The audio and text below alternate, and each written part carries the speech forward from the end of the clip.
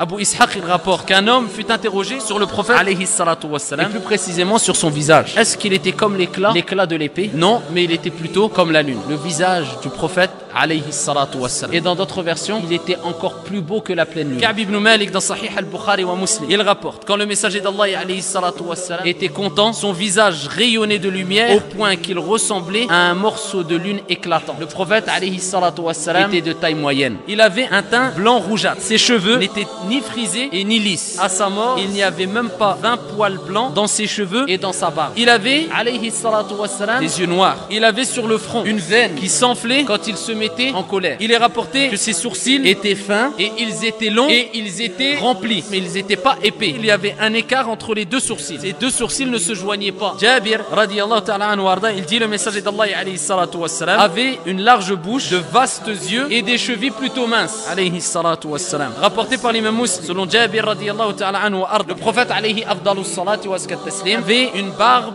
pleine, touffue alayhi afdalus salati wa askat taslim. Le messager d'Allah alayhi salatu wassalam avait de larges épaules et une chevelure abondante et portait une tunique ou un complet rouge. Al-Bara ibn Azib dit en fait je n'ai jamais vu un homme plus beau que lui alayhi salatu wassalam. D'après Al-Bara toujours, le prophète alayhi salatu wassalam, il était de taille moyenne et avait les épaules larges, une chevelure qui atteignait ses oreilles. Je l'ai vu portant un habit rouge dont je n'avais vu aucun habit plus beau que son habit rouge. Ses cheveux arrivaient jusqu'au lobe des oreilles et dans d'autres récits on voit jusqu'aux épaules. Et il avait les pommes et les pieds épais. Sa tête était assez grosse et ses articulations imposantes. Les poils qu'il avait, il descendait du haut de sa poitrine à son nombril, formait une longue ligne droite alayhi salatu wassalam. Et quand il marchait, il s'inclinait comme il disait Ali radiyallahu anhu warda, il s'inclinait vers devant comme s'il descendait d'une pente. Il marchait d'une allure assez rapide. Anas radiyallahu anhu warda et d'autres compagnons disaient quand le prophète alayhi salatu wassalam marchait, on avait du mal à le suivre. Je n'ai vu ni avant lui, comme dit Ali radiyallahu anhu warda, ni après lui un homme comme lui alayhi salatu wassalam. Son ventre et sa poitrine étaient égaux, étaient en harmonie alayhi salatu wassalam. Et ses poils blancs, ils étaient beaucoup plus concentrés sur ses tempes et sur les poils en dessous de la lèvre inférieure. Il est rapporté que le prophète alayhi salatu wassalam, dans sa manière de se comporter quand on l'appelait, il ne se retournait autrement que de façon complète. Tout son corps se retournait alayhi salatu wassalam. Il est rapporté que le prophète alayhi salatu wassalam indiquait un endroit, voulait indiquer une chose, il ne montrait pas avec son doigt simplement comme ça, mais avec tout son membre. Et Anas radiyallahu anhu warda, il dit dans Sahih al-Bukhari, je n'ai jamais touché une étoffe de soie ou de satin plus douce que la paume de la main du prophète alayhi salatu wassalam. Et il dit, et je n'ai jamais respiré un parfum ou une odeur meilleure que le parfum ou l'odeur du prophète alayhi salatu wassalam. Et Abu Juhayfa radiyallahu anhu warda dit, j'ai pris la main du prophète alayhi salatu wassalam et je l'ai posée sur mon visage. Elle était plus fraîche que la glace et avait une odeur plus agréable que le musc. Alayhi afdalus salati wa askat taslim. Et il est rapporté que le prophète alayhi salatu wassalam avait un nez assez long,